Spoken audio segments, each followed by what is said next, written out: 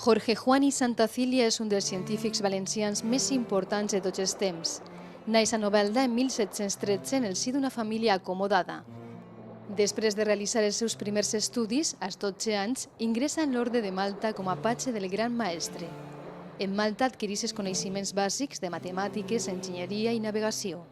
Torna a Espanya en 1729 i es dirigeix a Cadis per a ingressar en la Real Companyia de Guàrdies Marines, on participa en diverses expedicions d'índole militar, té 20 anys. El seu viatge com a científic comença a finals de 1734 al ser designat per Felip V, junt a Antoni d'Ulloa, per a formar part d'una expedició al Virregnat del Perú per a mesurar un arc de meridia terrestre. La Academia de Ciencias de París envió dos expediciones, una a Laponia y otra al Virreinato del Perú. Esta última fue la primera expedición importante que se realizó en el siglo XVIII. L'objectiu principal d'aquesta mesura era contrastar les diverses teories proposades per Newton i altres autors sobre la forma de la Terra. La Terra té la forma d'un meló d'alger aplastada en els pols, com diu Newton, o d'un meló de tot l'any, com afirmen els geodestes de l'Acadèmia amb Cassini al cap. El resultado de la expedición en Laponia y en Quito determinaron que había que recorrer mucho más recorrido en la zona polar que en la ecuatorial y por tanto la Tierra era aplanada. Era Newton quien tenía razón. Se demostró que el radio de la Tierra es menor en el polo que en el ecuador. Es decir, que la Tierra está achatada por los polos. Jorge Juan i Antonio d'Ulloa, quan són ascendits a tinents, embarquen arribant al juliol de 1735 a Cartagena d'Índies, on han de reunir-se amb els membres de l'expedició francesa. Els francesos arriben al novembre i una vegada tots junts es traslladen a Quito per a iniciar les observacions que hauran de durar 9 anys. Se midió el país que corresponde al actual estado de Ecuador, un territorio aproximadamente de 400 kilómetros, de norte a sur, con todas clases de dificultades técnicas, orográficas, climatológicas y duras condiciones de vida en los páramos. Aquesta expedició ha sigut qualificada com una de les més difícils de tots els temps. Para disminuir los errores se midieron 3 grados, poco más de 3 grados del meridiano, mientras que en Laponia solo se midió 1 grado. Els treballs desenrotllats suposen una prodigiosa posada al punt de tots els mètodes i recursos pràctics de l'astronomia i la geografia del moment, a més de les contribucions a la història natural. El viaje a Ecuador llevaba aparejado un ambicioso programa de medición de magnitudes físicas y astronómicas. Durante los 10 años que duró el largo periplo, Jorge Juan maduró como científico. Al seu retorn a Espanya, Jorge Juan planeja en 1746 la publicació d'observacions astronòmiques i físiques hechas de orden de su majestat en los reinos del Perú, junt amb la relació històrica del viatge redactada per Antonio Ulloa. El marquès de l'Ensenada, interessat per l'assumpte, recolza la publicació de les obres. La notable activitat exercida per Jorge Juan en l'expedició al Virregnat del Perú és el primer i brillant capítol d'una intensa vida dedicada a la ciència, a la seva promoció a Espanya i al servici de l'estat borbònic com a tècnic, com a militar i com a diplomàtic. El viatge al Virregnat del Perú marcarà decisivament la trajectòria de Jorge Juan gràcies al suport que li presta el marquès de l'Ensenada. El Pla de Reformes i Foment Naval precisen per al seu desenrotllament del coneixement i aplicació de totes les novetats que circulen per Europa. Fue enviado a Inglaterra para hacer espionaje de los barcos que se estaban construyendo en Inglaterra, que en aquella época era la potencia naval más importante de Europa y hacían los barcos más avanzados tecnológicamente. Posteriorment és posat al capdavant de la construcció naval, el projecte de nous arsenals i les seues obres. Realitza servicis tècnics i, ascendit a capità de navili, obté la direcció de l'Acadèmia de Guàrdies de Marinesa de Cádiz en 1752. Fue nombrado director de la Academia de Guardias Marinas por el Marqués de la Ensenada, que era ministro del rey Fernando VI. Su nombramiento en 1752 estaba relacionado con el esfuerzo de renovación y reestructuración de la Armada Española que acometió este rey. També a Cádiz, Jorge Juan organitza un observatori astronòmic en el Castell de la Vila, seu de l'Acadèmia de Guàrdies Marines. El objetivo fundamental era, digamos, que los futuros oficiales tuvieran una buena formación en astronomía, ya que era una ciencia indispensable para la navegación en la época. Esto ocurre en 1753 y se constituye el Real Observatorio de Cádiz, que sin duda es el primer observatorio español. Tiene ya, por tanto, 260 años. Por tanto, de alguna manera, los observatorios institucionales, los que están, digamos, asociados a la astronomía profesional, pues tienen ciertamente un inicio completamente vinculado a la figura de Jorge Juan. A Cádiz es dedica a l'estudi teòrico-experimental de la construcció naval i maniobra dels navilis, fent assajos en la badia gaditana amb models construïts ex professo. Fruit d'aquests treballs és l'obra més madura i important de Jorge Juan com a científic, l'Examen Marítimo. Y es un tratado de ingeniería naval destinado a la construcción de buques. Jorge Juan se da cuenta de que la teoría que existía en la época de mecánica de fluidos no coincidía con lo que luego se observaba con el movimiento de los barcos. Y realiza prácticas en la bahía de Cádiz, es conocedor de la física de la época, en particular sobre todo de los principios de Newton, y desarrolla una teoría nueva y original de mecánica de fluidos. En 1766 fixa de nou la seva residència en la cort i al novembre d'aquest mateix any és anomenat ambaixador en la cort del Marroc, on firma el primer tractat de pau i comerç que la corona espanyola establís amb un país musulmà.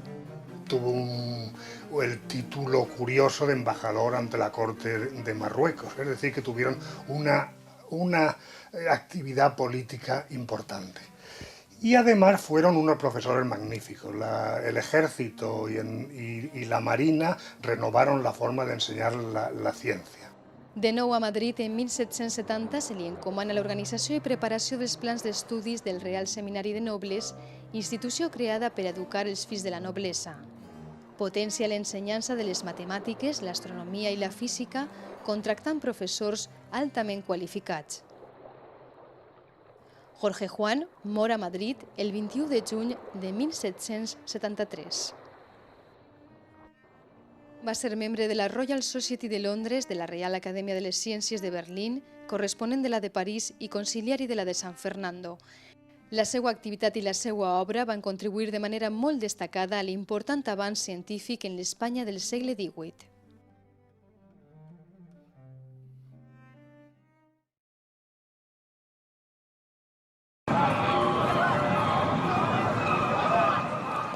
Partimos de La Rochelle en mayo de 1735, provistos de pasaportes de Su Majestad Católica Felipe V para tomar las mediciones cercanas al Ecuador.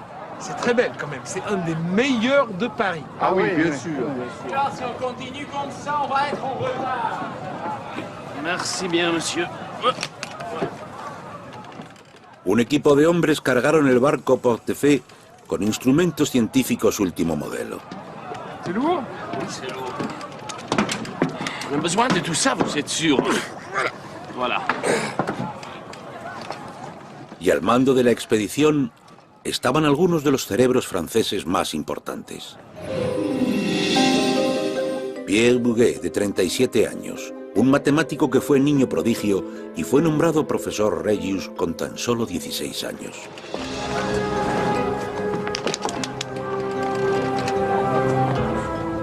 Charles-Marie de la Condamine, de 34 años, un aspirante a aventurero con 4 años de experiencia en el ejército.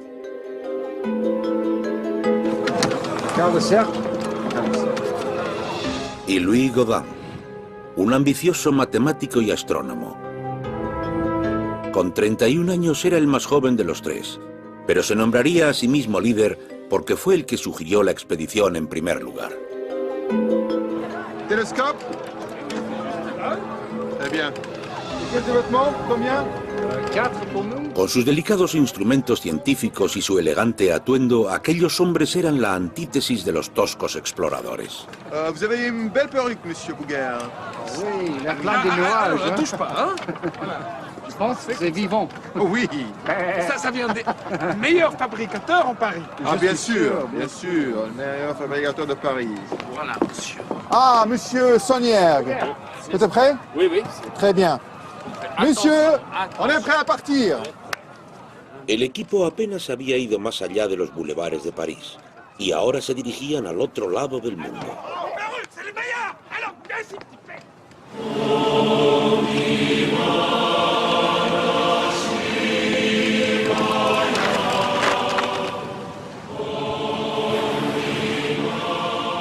La misión que les habían encargado a los científicos franceses era enorme.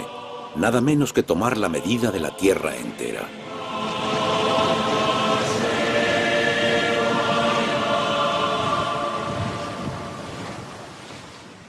Durante siglos la gente pensó que la Tierra era esférica, una bola perfecta flotando en el espacio, pero una medición insólita cambiaría esa noción. Cuando Luis XIV, el rey de Francia, quiso un nuevo mapa de su país, eligió al famoso astrónomo italiano Cassini para hacerlo. Cassini se dio cuenta de algo muy extraño. En el norte del país, la medida de la latitud tenía una longitud diferente de la misma latitud en el sur. Aquello indicaba algo impactante, que la Tierra no era una esfera perfecta, ni mucho menos. Así que las mediciones de Cassini le llevaron a pensar que la Tierra tenía forma ovoide. Y de repente, todo el mundo planteó sus versiones de la forma de la Tierra, entre ellos Isaac Newton, cuyas teorías sobre la gravedad le indicaban que la Tierra era achatada, como un pomelo.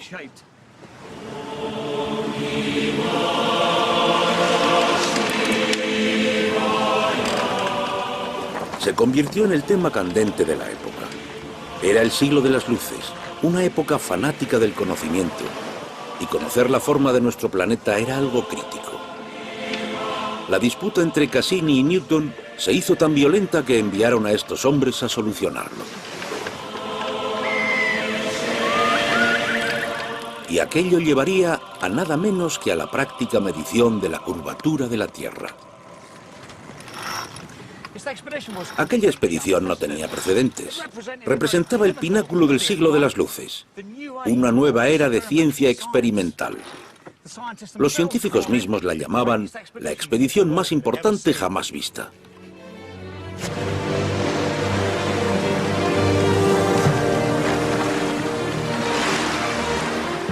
Avivados por un fervor académico, se dirigieron a la línea del Ecuador en Perú, ahora Ecuador. Para los tres científicos, aquella era su oportunidad de brillar.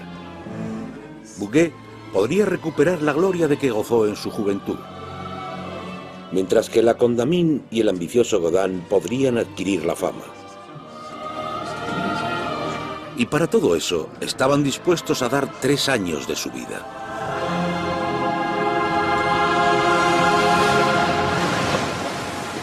El 10 de marzo de 1736 llegaron a Perú. Pero no podían continuar sin dinero. Así que se dirigieron a la capital, Quito, esperando que las autoridades españolas les prestaran los fondos. Godin se apropió del equipo y de los guías. Bouguer le seguía muy cerca. Y la Condamine tenía que atravesar uno de los lugares más hostiles del mundo él solo. En esta misma habitación, la Condamine se encontró finalmente con Alcedo. Alcedo quiso saber por qué había tardado tanto en presentarse. La Condamine le contestó que no podía ir a ver a un hombre de tal talla e importancia vestido con harapos. Hábilmente convirtió un grave asunto de ofensa en un halago. Satisfice al presidente en todos los aspectos. Y desde aquella primera conversación cuento con la amistad y confianza de su familia. Bueno, hasta cierto punto. De hecho, Alcedo no le dio ni un solo céntimo. Pero sí que le dio una concesión, el dudoso honor de abrir una tienda en Quito donde podría vender todas sus pertenencias. Aquello fue algo humillante para la Condamine, pero pudo vender lo suficiente para arreglárselas durante unas semanas.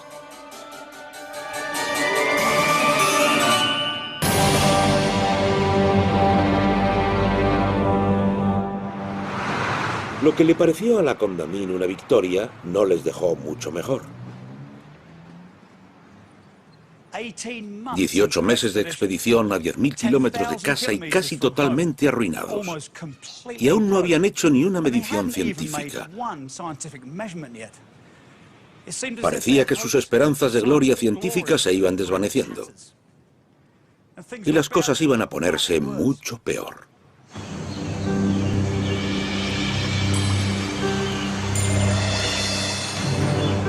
Con todas las opciones de ganar dinero en Quito agotadas, se vieron obligados a empezar las mediciones con los escasos fondos de que disponían. Así que se adentraron en la selva hacia el Ecuador.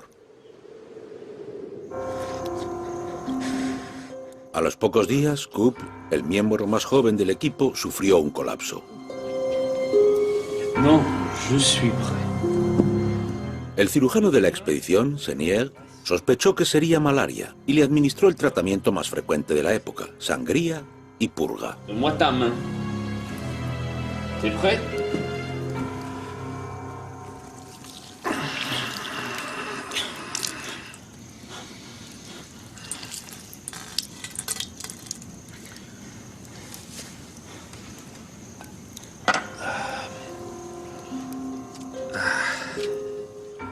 Cuando aquello no funcionó, se trató al pobre chico con un remedio de la zona.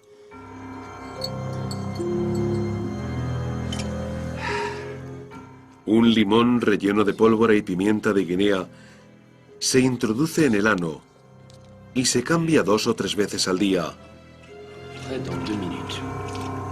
hasta que el paciente está fuera de peligro. 2, 3 jours.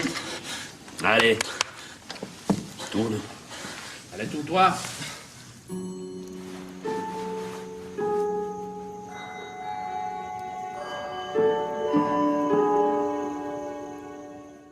A pesar, o puede que a causa de estos tratamientos, el joven Coop murió 2 días después. Fue un duro recordatorio de la siempre presente amenaza de enfermedades y muerte que se cernía sobre ellos en aquella tierra extraña. Y lo que es más, Godin, Bouguer y la Condamine tenían un nombre menos ante todo el trabajo que aún les quedaba por hacer.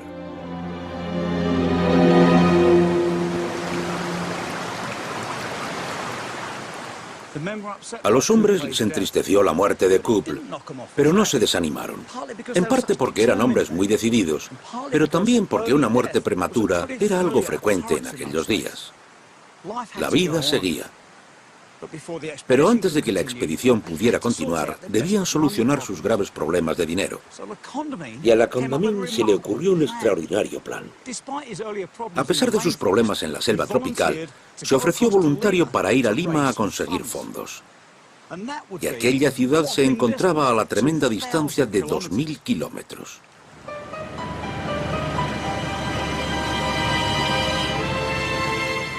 Aunque parezca increíble, la Condamine partía de nuevo solo. Su determinación fue tanto estúpida como increíblemente valiente. Al mirar alrededor puede verse que son todo campos. Está todo cultivado. Parece bastante tranquilo.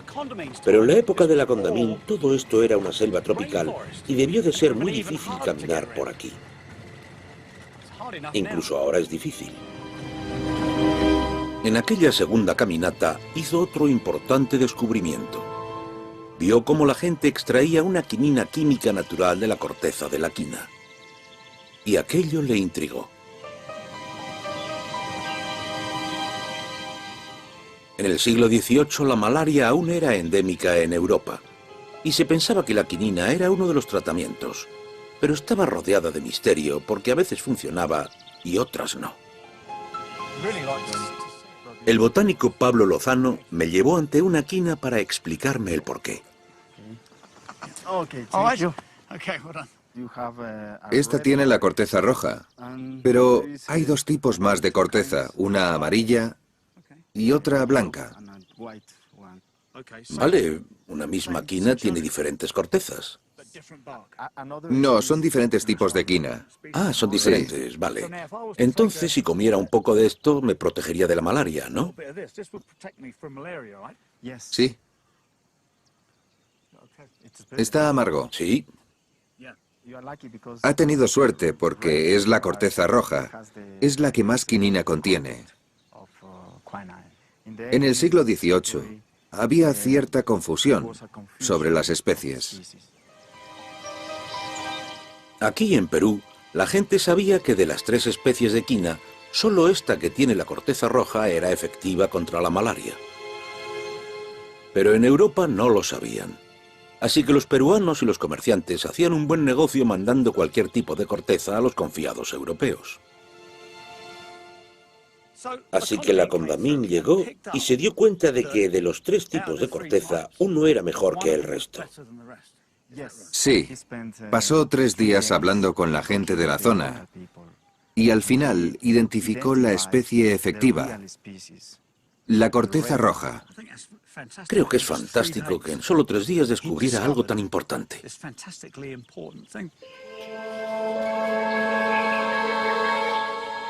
La Condamine redactó un informe con minuciosos dibujos sobre lo que había aprendido y lo envió a Francia.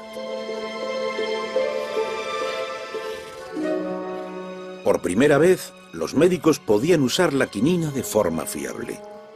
Y durante los siguientes 200 años se convertiría en el único tratamiento efectivo contra la malaria y salvaría millones de vidas. Si la Condamine hubiera hecho aquel fantástico descubrimiento tan solo unas semanas antes, el joven couple no habría muerto.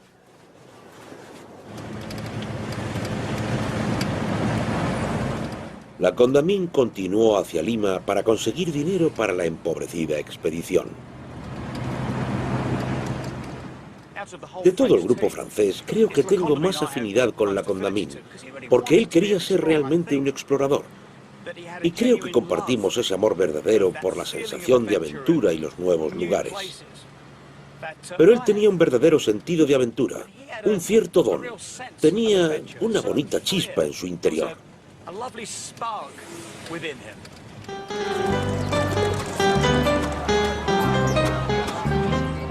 El coraje de la Condamine de nuevo tuvo su compensación cuando llegó a Lima. Consiguió un generoso préstamo de 12.000 pesos, unos 325.000 euros de hoy en día, y volvió triunfador con Bouguer y Godin. Al fin, tenían fondos suficientes para empezar a hacer sus mediciones.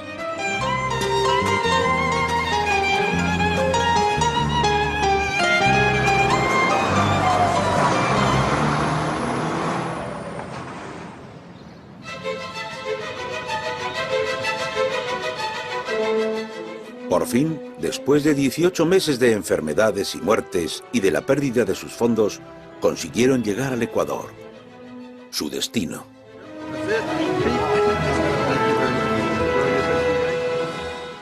Estoy aquí, en el Ecuador. Si salto aquí, estoy en el hemisferio norte. Y si salto aquí, estoy en el hemisferio sur. El Ecuador era la razón por la que viajaban a Perú. Era la parte central de su plan de medir la curvatura de la Tierra.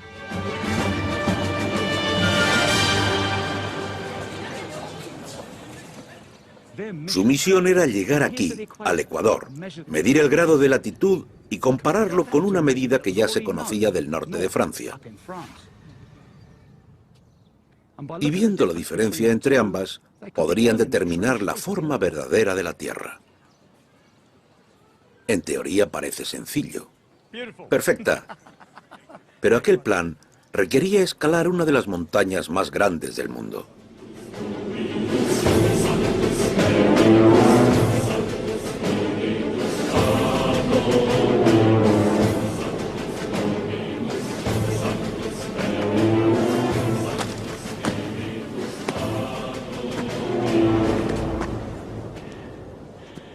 Los Andes constituían una parte crucial de las mediciones. La primera fase de la medición de un grado de latitud era medir una línea de cientos de kilómetros que atravesara el Ecuador. Y en este terreno escarpado no era el tipo de cosa que se pudiera hacer con una cinta métrica.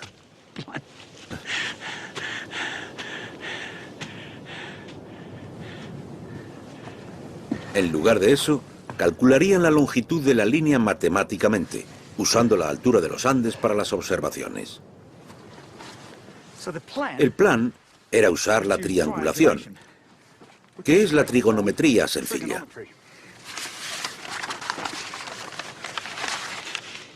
Aquí está el Ecuador, y ellos necesitaban medir una línea de cientos de kilómetros a lo largo de los Andes.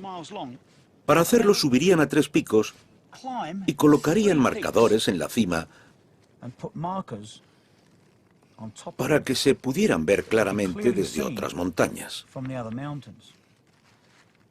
Después medirían estos ángulos.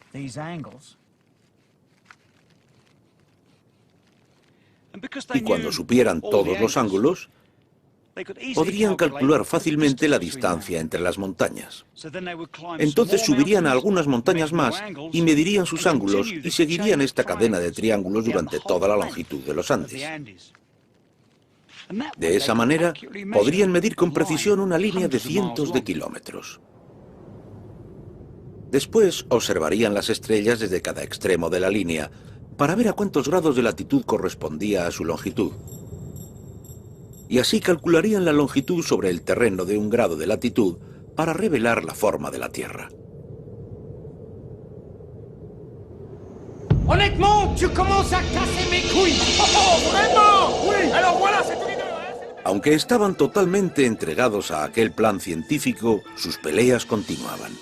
Y por eso se separaron de nuevo.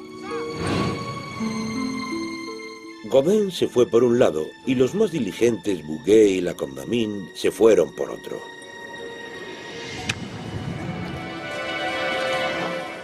Y así, aquellos dos grupos empezaron a escalar los Andes montaña a montaña.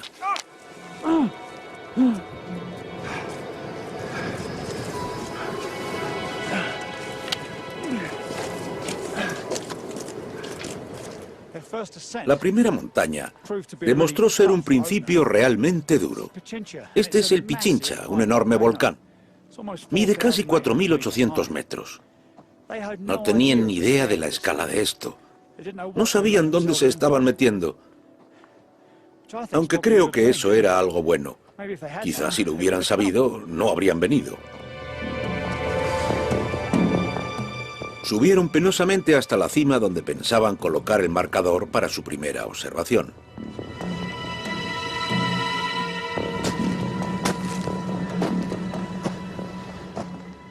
Cuanto más subían, las condiciones empeoraban más y más. Y cuando llegaron aquí, no pudieron ver nada, igual que nosotros ahora. Pero aún así continuaron. Cuando llegaron a cierta altura, empezaron a sentirse muy extraños. Enfermaron. Empezaron a tener dolores de cabeza, náuseas, y en general se sentían muy débiles. Al principio, nos sentíamos bastante incómodos por las rarefacciones del aire, sobre todo los que teníamos los pulmones delicados.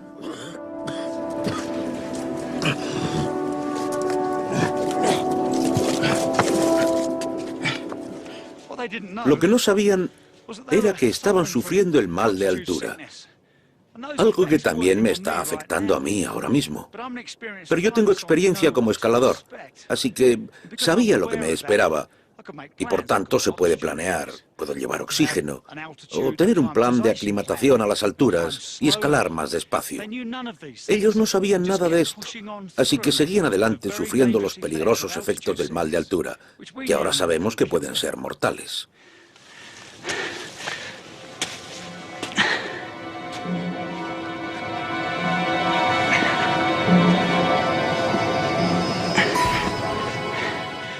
Al final consiguieron llegar aquí, a la cima.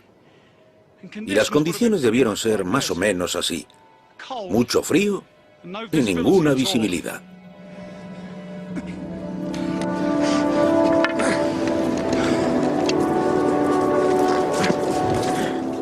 Mientras luchaban para plantar el indicador en la cima, se vieron atacados por condiciones aún peores.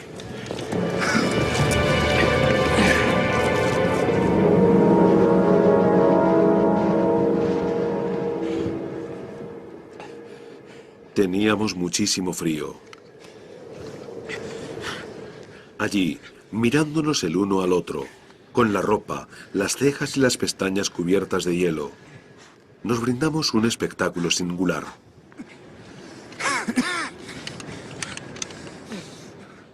Tras sobrevivir 23 días en las condiciones más terribles en la cima, desistieron y bajaron a medio camino.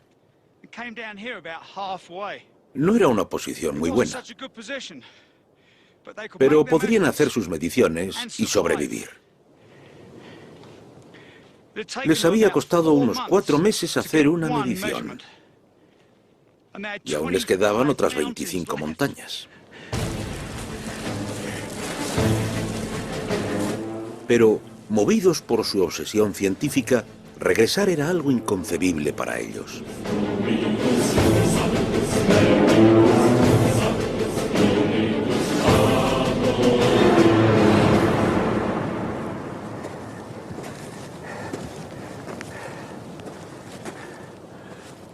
Otro día y otro volcán. Este es el Cotopaxi, el volcán activo más alto del mundo. Yo lo he escalado 6 veces y suele ser así. Puedes estar semanas esperando a que mejore el tiempo.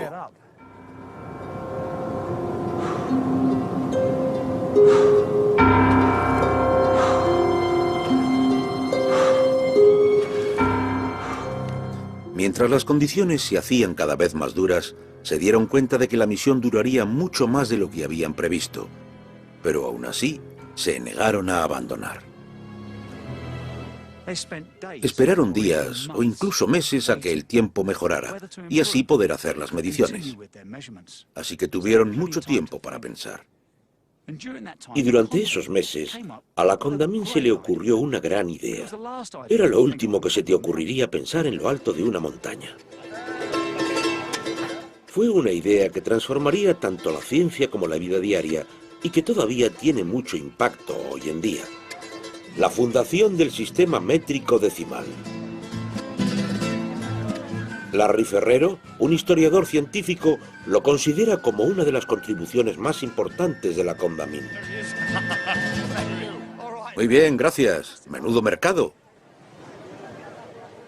Fue un problema durante muchos años. Aldeas, pueblos, ciudades, países no tenían unas medidas estándar que permitieran a los comerciantes ir de una zona a otra y vender la misma cesta de artículos en diferentes lugares. La pulgada se basaba en el pulgar. Esta es mi pulgada, desde aquí hasta aquí. Vale, la mía es más grande. ¿Venderíamos la suya y compraríamos la mía? Sí. La yarda era otra cosa. Aparentemente yarda se medía desde la nariz hasta el final de la mano. Así es como medían la tela. Y esto era una yarda. Bien, vamos a compararlo. Pongamos las narices juntas. La suya es más larga, no puedo creerlo. Yo a usted le compraría, pero la medida la tomaría yo, no usted. Sí, ¿qué más había? Estaba el pie, que se basaba en el pie de alguien, seguramente el del rey. Usted tiene el pie más grande. Tengo los pies grandes. Soy bajito, pero muy estable. Vale. La Condamine, que trabajaba constantemente con pesos y medidas, vio que debía hacerse algo. Lo que se le ocurrió a la Condamine fue una idea que no solo traspasaba las fronteras de las ciudades y los países, sino que abarcaba todo el globo. ¿Se puede tomar una medida basada en el mismo globo, sacar un estándar y usarlo en todo el mundo? Pues él fue la persona que ideó todo eso y desarrolló la idea de una medida universal.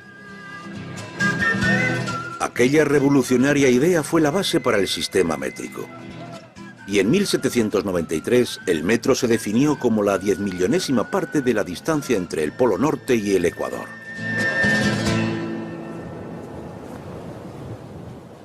La Condamine desarrolló aquella idea durante los meses en que el grupo subió y bajó los Andes con dificultad para hacer las mediciones.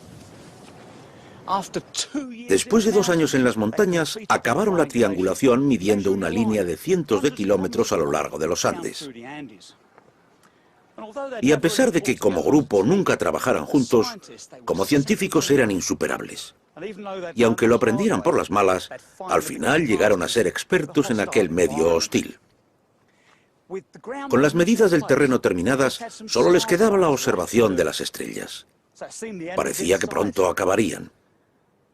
Pero en este grupo, nada era tan sencillo. Era octubre de 1739, y hacía más de 4 años que los científicos habían dejado Francia. Sin embargo, a pesar de la atmósfera hostil de Cuenca, el equipo se negaba a abandonar su búsqueda científica y se quedó aquí para realizar las observaciones de las estrellas. Larry Ferrero me llevó a la misma iglesia donde tuvo lugar la última fase de sus mediciones. Bueno, ¿por qué vinieron aquí, a esta iglesia? Usaron esta iglesia como observatorio para algunas de sus mediciones. Si yo quisiera observar las estrellas, saldría afuera con un sextante. Sí, eso es lo que haríamos ahora. Pero en aquella época el sextante no era perfecto. Y lo que usaban era un instrumento llamado cenit, que se parecía a esta tubería que tengo yo aquí. Le enseñaré cómo funciona. Recuéstese un momento. De acuerdo, vale. Dígame qué ve. Pues un pequeño trozo de techo. Pero supongo que ellos verían un pequeño trozo de cielo. Eso era exactamente lo que pretendían, un pequeño trozo de cielo verticalmente encima de ellos. Esperarían a que una estrella en concreto cruzara ese trozo y determinarían cuándo estaba exactamente encima de ellos. Así hallarían su latitud. El siguiente paso era el más difícil. Tenían que hacer esto en ambos lados de la línea. Bouguer fue al norte y la Condamine se quedó aquí en el sur. Ambos debían hacer la misma serie de observaciones de la misma estrella en la misma noche para conseguir el arco de latitud que necesitaban. Aquello les diría los grados de latitud que correspondían a la línea que habían trazado por los Andes. Y así podrían calcular la longitud de un solo grado de latitud.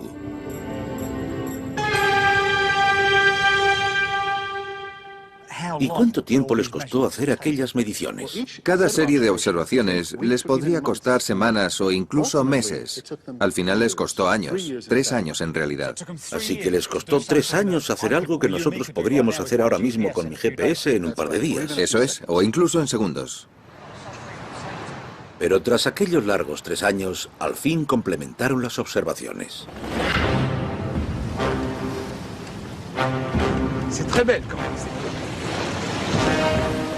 El viaje, que en un principio iba a durar 3 años, duró 8, y les costó la vida a 2 hombres. Habían soportado sofocantes selvas tropicales, temperaturas heladas, incesantes discusiones e intentos de asesinato. Todo por la búsqueda de la ciencia. Todo para encontrar un solo número. Por fin, obtuvieron un resultado. Era solo un número, pero uno realmente importante. 110 kilómetros con 61 metros era la longitud de un grado de latitud en el Ecuador. Y al compararlo con un grado de latitud en Francia, este era más pequeño. Lo que significaba que la Tierra tenía forma de pomelo, gruesa en el centro y achatada en los polos, que era exactamente lo que predijo Sir Isaac Newton. Todo aquel trabajo, la tenacidad y la atención por el detalle de Godin, la Condamine y Bouguer habían valido la pena.